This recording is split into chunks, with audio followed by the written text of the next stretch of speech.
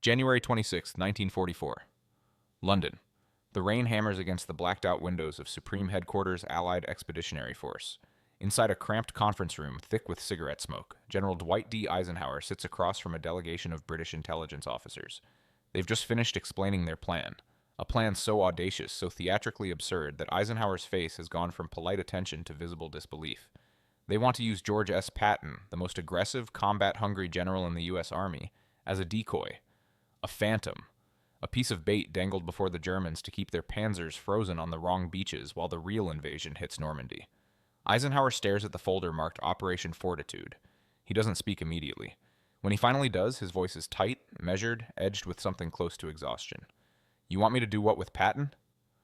By the winter of 1944, the Allied war machine stands poised on the edge of its greatest gamble.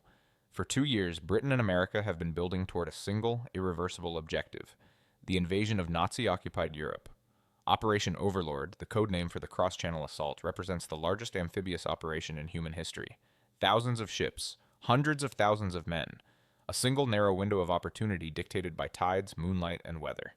But across the English Channel, waiting behind concrete and steel, lies Adolf Hitler's Atlantic Wall. Stretching from Norway to the Spanish border, this fortress line bristles with artillery bunkers, machine gun nests, minefields, and beach obstacles designed to shred any invasion force before it reaches dry sand. Entire German divisions, veteran troops blooded in Russia and North Africa, are stationed along the French coast. Rommel himself has been assigned to harden the defenses, and he works with manic energy, planting millions of mines, flooding coastal fields, and positioning panzer reserves within striking distance of the likely landing zones. The Allies know they cannot win by force alone. The arithmetic is brutal. Too many defenders, too few landing craft, too narrow a beachhead. If the Germans concentrate their armored reserves at the right place at the right time, Overlord will drown in blood before it begins. Deception, therefore, becomes not a luxury, but a necessity. The concept is older than war itself: misdirection, feints, false intelligence planted to paralyze the enemy's decision-making. But never before has deception been attempted on this scale, with this much at stake. The Allies must convince Hitler's high command that the invasion will strike somewhere other than Normandy. They must freeze German divisions in place, far from the real beaches, and keep them there even after the landings begin. And to sell this lie, they need a face the Germans will believe. A commander so dangerous, so synonymous with offensive fury, that wherever he appears to be massing his forces, the Wehrmacht will concentrate its own. That man is Lieutenant General George Smith Patton, Jr. At 58 years old, Patton is already a legend. Tall, profane, theatrical, and utterly fearless, he commands respect and terror in equal measure. His reputation was forged in North Africa and Sicily, where his armored spearheads smashed through Axis lines with a speed and violence that shocked even his own superiors. He is a student of history, a believer in reincarnation, a man who weeps at poetry and curses like a dock worker. He wears ivory-handled revolvers and believes himself destined for martial greatness.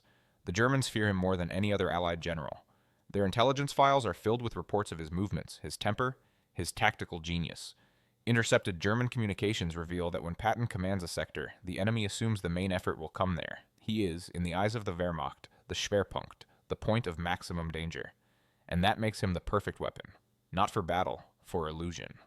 Winston Churchill understands deception in ways most soldiers never will. The British Prime Minister has spent a lifetime navigating political intrigue, colonial warfare, and the shadowy world of intelligence operations. He knows that wars are won not only by tanks and ships, but by making the enemy see ghosts where armies stand and emptiness where forces gather. Since 1940, British intelligence has been running one of the most sophisticated deception operations in history, the double-cross system.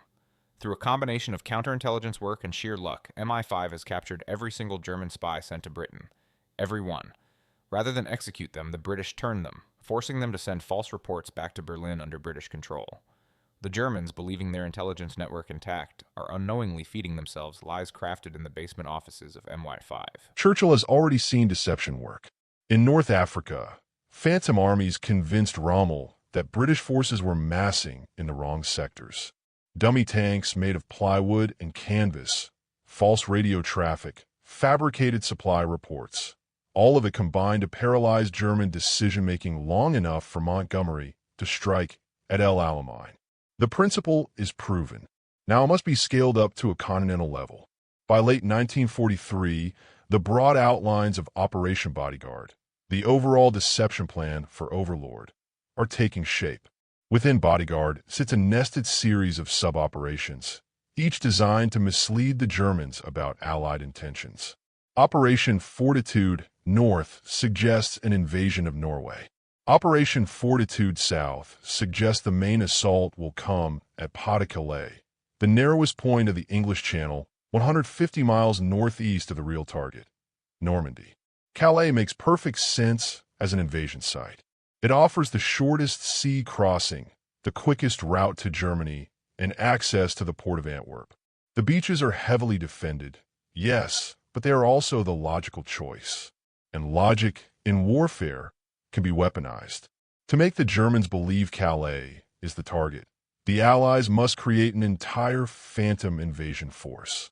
Not just on paper, but in the physical world, something German reconnaissance planes can photograph, something their spies can report, something their generals cannot ignore. Enter the 1st United States Army Group. FUSAG. On paper, FUSAG is a massive formation. 11 divisions, tens of thousands of troops, staged in southeastern England directly across from Calais. In reality, FUSAG does not exist. It is an elaborate fiction composed of inflatable tanks, wooden aircraft, fake radio transmissions, and carefully leaked documents. But fictions, when crafted with enough detail, become indistinguishable from truth. The Germans are watching. Their aerial reconnaissance flies daily sorties over England. Their agents, actually British double agents, send back reports confirming the buildup. Their signals intelligence intercepts radio chatter indicating massive preparations in Kent and Sussex. Everything points to Calais.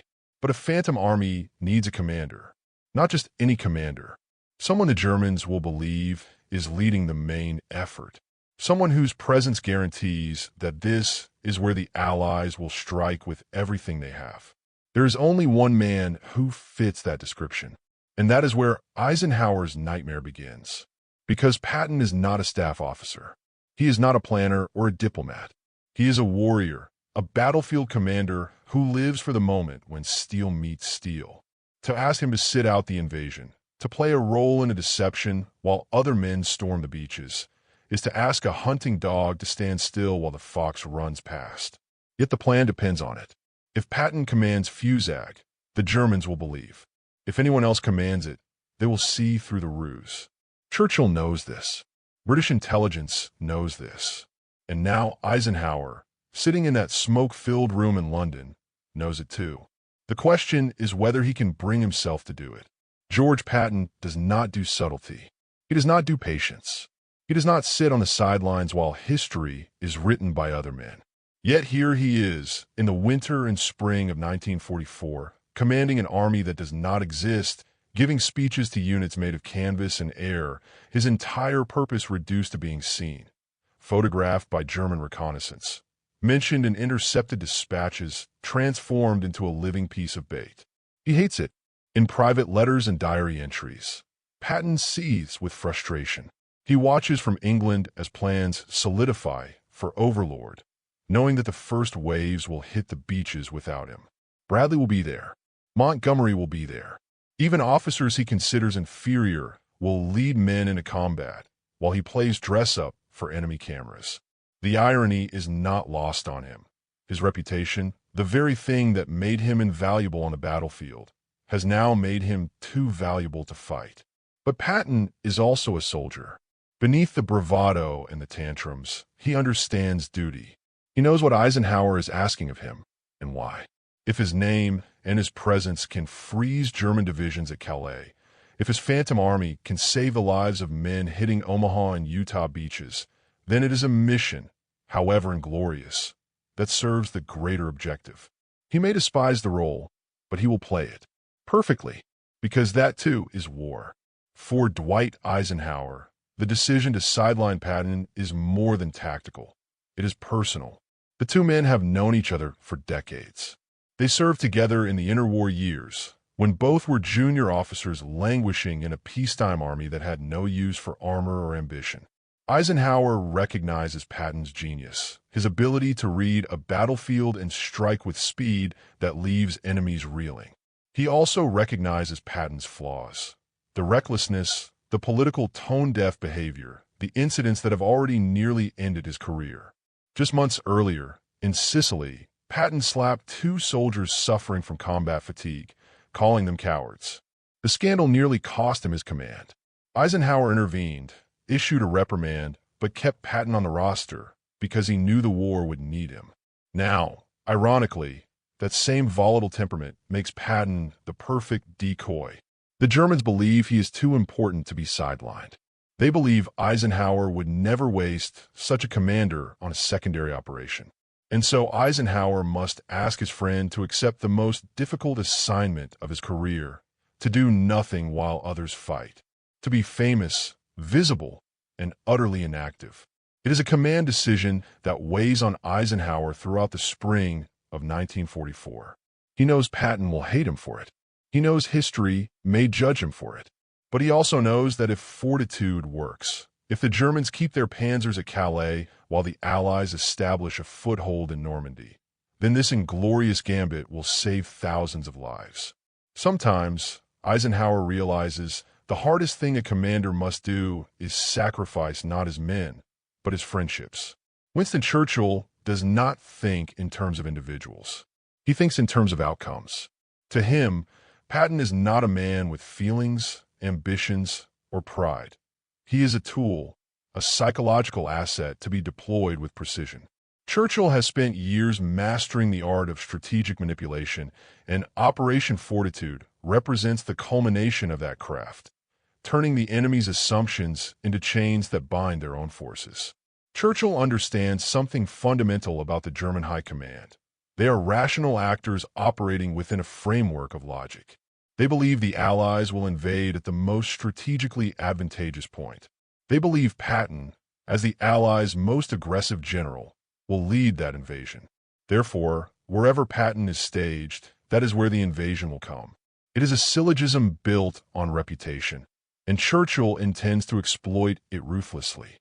In meetings with Eisenhower and British planners, Churchill advocates forcefully for Patton's assignment to Fusag. He dismisses concerns about morale, about Patton's temperament, about the political optics of benching America's most famous general. The only thing that matters is whether the deception will work. And Churchill is certain it will, because he understands the psychology of fear. The Germans are terrified of Patton. They will believe what they are afraid to ignore. This is war as theater, and Churchill is the director. Patton, whether he knows it or not, has been cast in the role of his life. From Berlin, the view across the channel looks entirely different. German intelligence, the Abwehr and later the Sicherheitsdienst, operates under a fatal assumption that their spy network in Britain is intact and functional. They do not know that every agent they believe is working for them has been turned, that every report flowing back to Germany is scripted by British handlers. The double-cross system is invisible to them, a mirror reflecting their own expectations back at themselves. When reports begin arriving in early 1944 describing a massive buildup in southeastern England, German analysts have no reason to doubt them. Aerial reconnaissance confirms what the spies report. Tank parks near Dover, landing craft staged along the Thames estuary, supply depots visible from high altitude. The signals intelligence units intercept radio traffic indicating divisional-level communications in the Fusag sector. Everything checks out across multiple intelligence streams. And then there's Patton. German military intelligence maintains detailed files on Allied commanders, and Patton's dossier is thick with annotations. His tactics in Sicily, his rapid exploitation of breakthroughs, his aggressive pursuit of retreating forces, all of it marks him as the most dangerous field commander the Americans possess. The Germans have studied his methods, analyzed his temperament, and concluded that wherever Patton commands, the Allies will commit their main effort. When intercepts and spy reports place Patton in command of Fusag, the conclusion seems inescapable. The invasion will come at Calais. Hitler himself becomes convinced. Rommel, though more cautious, diverts resources to strengthen the Pas-de-Calais defenses. The German 15th Army, 15 divisions strong, remains concentrated 150 miles from Normandy, waiting for an invasion that will never come. The genius of the deception lies in its layering. It is not one lie, but many woven together so tightly that pulling any single thread only seems to confirm the larger fabric. And at the center of that fabric stands Patton, the man the Germans cannot afford to ignore. Operation Fortitude South is not merely a paper exercise. It is a physical production that rivals Hollywood in scope and ambition. Across southeastern England, an elaborate stage set takes shape.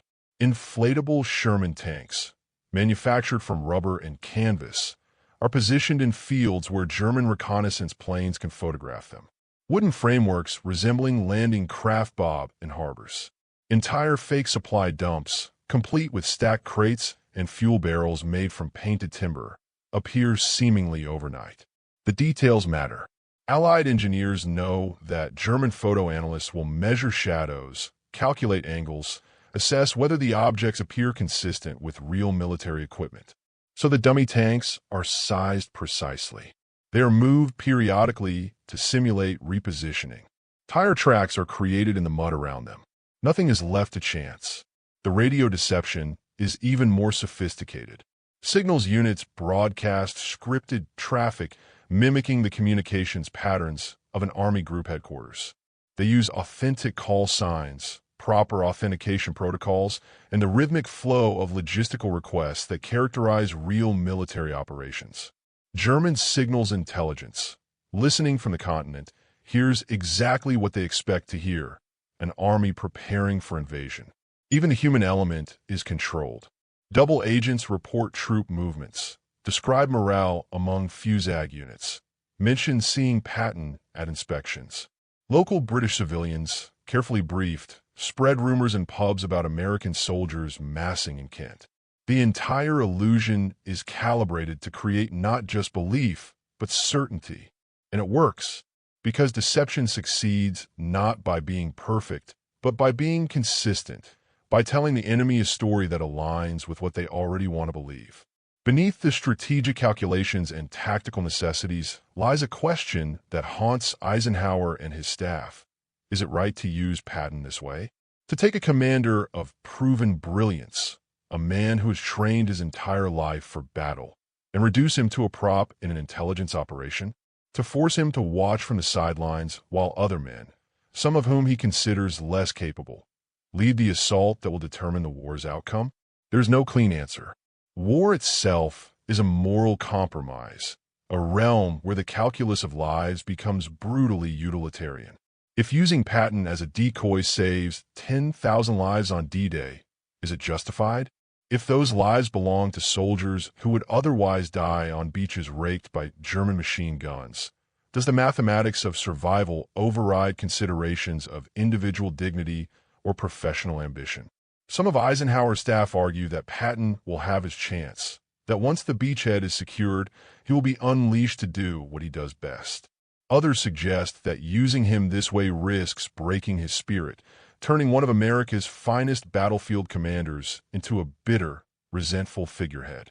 The debate continues through late winter and early spring, even as the machinery of fortitude grinds forward. In the end, the decision rests not on ethics, but on necessity. The invasion will happen only once. If it fails, there will be no second attempt, no recovery. Everything, the lives of a generation, the future of Europe, the outcome of the war, depends on those first hours on the beaches. And if Patton's sacrifice, however inglorious, increases the odds of success by even a few percentage points, then there is no real choice at all. Patton will sit out D-Day, not because he deserves it, but because the mission demands it. Eisenhower signs the orders assigning Patton to command a 1st United States Army Group. There is no ceremony, no public announcement. Patton receives the news in a terse meeting where Eisenhower explains, with as much honesty as security permits, what is being asked of him. Patton's face betrays nothing in that moment, but those who know him recognize the tightness around his jaw, the way his fingers drum once against the desk before going still. He asks only one question: when do I get back in the fight? Eisenhower promises him a command once the beachhead is secured. It is all he can offer, and both men know it may not be enough. But Patton salutes, turns sharply on his heel, and walks out to begin the strangest assignment of his career. Over the following months, Patton becomes a performer in a play staged for an audience of German intelligence officers. He appears at staged inspections of phantom divisions. His command car, driven deliberately past locations known to be watched by German reconnaissance. He gives speeches, real speeches, with his characteristic profanity and fire, to units that do exist, but whose presence in southeastern England is temporary, rotated through specifically to create the illusion of massive troop concentrations. British intelligence leaks his schedule to turned agents. One reports seeing Patton in Dover. Another mentions overhearing American officers discussing the cross-channel assault from Calais. A third provides details about divisional insignia spotted in Kent, divisions that are actually nothing more than a few hundred men wearing the patches of phantom units. The Germans take the bait. Throughout March and April, Luftwaffe reconnaissance flights photograph the dummy installations. German analysts pore over the images, measuring, counting, assessing. Their reports flow up the chain of command. Fusag is real. Fusag is massive. Fusag is preparing to strike Calais. Hitler, always prone to intuition over evidence, becomes fixated on the threat. He overrules his own generals, insisting that Calais must be reinforced. The German 15th Army, positioned perfectly to counterattack Normandy, remains locked in place. Rommel requests permission to reposition panzer divisions closer to Normandy. Hitler denies the request. Patton, the Germans believe, will come at Calais. Everything must be ready to meet him there. By late May, the deception has achieved something close to perfection. The Germans are not merely uncertain about Allied intentions. They are certain of the wrong thing. They have committed resources, redeployed forces, and structured their entire defensive strategy around an invasion that will never happen. Fortitude has not just sown confusion. It has created conviction. June 6, 1944, 0630 hours. Normandy. The first waves hit the beaches under a gray dawn sky, thick with smoke and steel. Omaha Beach becomes a slaughterhouse within minutes. Men cut down in the surf, landing craft blown apart before their ramps drop, bodies piling against the seawall. Utah Beach fares better, but the fighting is savage, close quarters, desperate. British and Canadian forces push inland against fierce resistance at Gold, Juno, and Sword. But the German response is fractured, hesitant, catastrophically delayed. Local commanders request permission to commit the reserve panzer divisions. The requests travel up the chain of command, reaching Hitler's headquarters in Berchtesgaden. Hitler, convinced that Normandy is a diversion, that the real invasion is still coming at Calais under Patton, refuses to release the reserves. The German 15th Army sits idle. 15 divisions, thousands of tanks, artillery that could have turned the Normandy beaches into an insurmountable killing ground. All of it frozen in place, waiting for an attack that exists only in carefully crafted intelligence reports and radio transmissions scripted by British handlers. Hours pass, then days. The Allied beachhead expands, deepens, solidifies. Still, Hitler waits for Patton. German intelligence continues to intercept Fusag radio traffic. Agents continue to report activity in southeastern England. Every piece of evidence suggests the main blow is yet to come. It is not until mid-July, more than a month after D-Day, that the German High Command begins to accept the impossible truth. They have been deceived. Normandy was not a feint. It was the invasion. And Patton, the man they feared above all others, was never coming to Calais. By the time the Germans realize their mistake, it is too late to matter. The Allies have established a lodgment 50 miles wide and 15 miles deep. Supplies pour across the beaches through improvised harbors. Reinforcements arrive daily. The bocage country of Normandy, dense hedgerows that turn every field into a fortress, slows the advance. But it cannot stop it. The Allies have purchased time with blood and deception, and now they intend to use it. And still, Patton waits.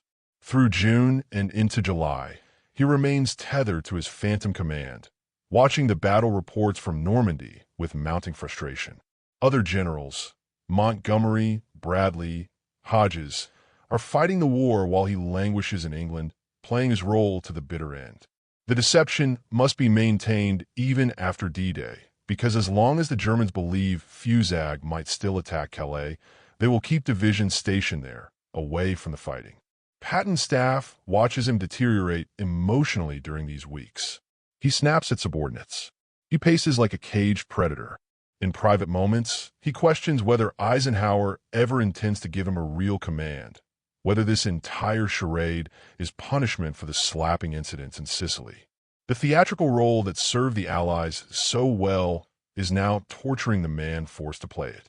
Then, on July 6, 1944, the orders arrive. Patton is activated. Third Army is real, no longer phantom.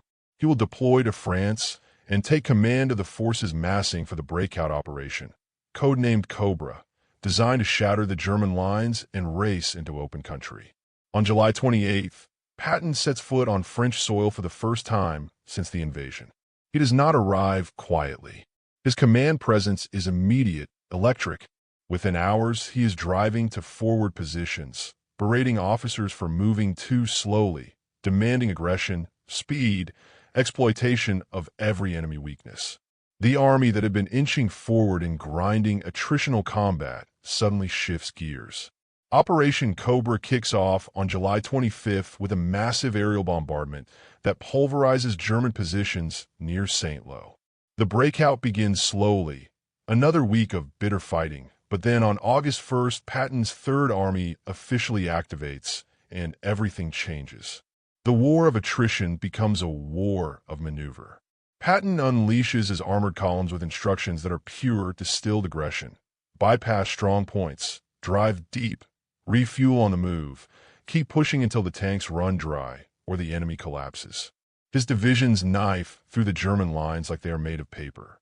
Within days, Patton's forces advance 30 miles, then 50, then 100.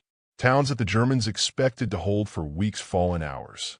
Supply lines stretch to the breaking point, but Patton ignores logistics. He screams at quartermasters, cajoles transport officers, and somehow keeps his tanks moving when by all conventional planning they should have ground to a halt. The Germans, already reeling from the Normandy meat grinder, cannot cope with this new tempo. Patton spearheads cut off entire divisions, severing supply routes, encircling formations that suddenly find themselves behind American lines with no way out. The Falaise Pocket, a massive encirclement of German forces, begins to close. Tens of thousands of enemy troops are trapped, pounded by artillery and air strikes, forced to surrender or die. Patton is everywhere at once. His command vehicle races from sector to sector. He appears at forward headquarters unannounced, demanding updates, issuing new orders, pushing his commanders to move faster, strike harder, give the enemy no time to breathe. This is what he was born to do. This is the war he has been waiting to fight since 1918. And in those lightning weeks of August 1944, he proves why the Germans feared him, why Churchill chose him, why Eisenhower, despite every personal and professional complication, kept him on the roster. Because when Patton is unleashed, he does not fight battles, he annihilates campaigns. The breakout from Normandy becomes a rout. German forces in France collapse, not in days, but in hours, formations dissolving under the speed and fury of Third Army's advance. By the end of August, Patton's tanks are approaching the German border, having covered ground in weeks that conventional military doctrine said should take months. The deception that held him back for D-Day has now become the weapon that destroys the Wehrmacht in France. The Germans, expecting him at Calais, were unprepared for him in Normandy. And by the time they realized where he actually was, he had already torn their defensive lines apart. The numbers tell the story with brutal clarity. By keeping the German 15th Army pinned at Pas-de-Calais for the critical weeks following D-Day, Operation Fortitude South achieved what no amount of firepower alone could have. It bought the Allies time. Time to consolidate the beachhead. Time to bring ashore the massive logistics required to sustain a continental campaign. Time to survive the counterattacks that might otherwise have driven them back into the sea. Post-war analysis estimates that 15 German divisions, roughly 150,000 troops and hundreds of tanks, remained locked in place at Calais until late July, waiting for an invasion that existed only in fabricated intelligence reports. Had even half of those divisions been available to counterattack Normandy in the first 48 hours, the casualty projections become staggering. Omaha Beach, already the bloodiest of the landing zones with nearly 2,400 American casualties, could have become impassable. The entire operation might have collapsed. Instead, the German response was fragmented, hesitant, and fatally delayed. Local commanders fought valiantly with the forces they had, but without the strategic reserves Hitler refused to release, they could not generate the concentrated counteroffensive that might have thrown the Allies back. Every hour that German panzers sat idle at Calais was another hour Allied engineers cleared beach obstacles, another hour supplies flowed ashore, another hour the beachhead grew stronger. The deception saved thousands of lives, perhaps tens of thousands. The exact number cannot be calculated, but the logic is inescapable. Battles won without being fought, casualties avoided through misdirection, victory purchased not with blood, but with carefully orchestrated lies. And then there is Patton. When Third Army finally enters combat at the end of July, the results vindicate every frustrating moment of his months-long charade. Between August 1st and September 15th, 1944, Third Army advances over 400 miles across France, liberates Paris, captures over 100,000 German prisoners, and inflicts catastrophic losses on an enemy already reeling from the Normandy grinder. Patton's armored spearheads move so fast that German units often surrender without a fight, simply because they are encircled before they realize American forces are behind them. In a single operation, the closing of the Falaise Pocket in mid-August, Allied forces trap and destroy the remnants of two German armies. Over 50,000 Germans are captured. Another 10,000 are killed. The roads become choked with destroyed vehicles, dead horses, and abandoned equipment.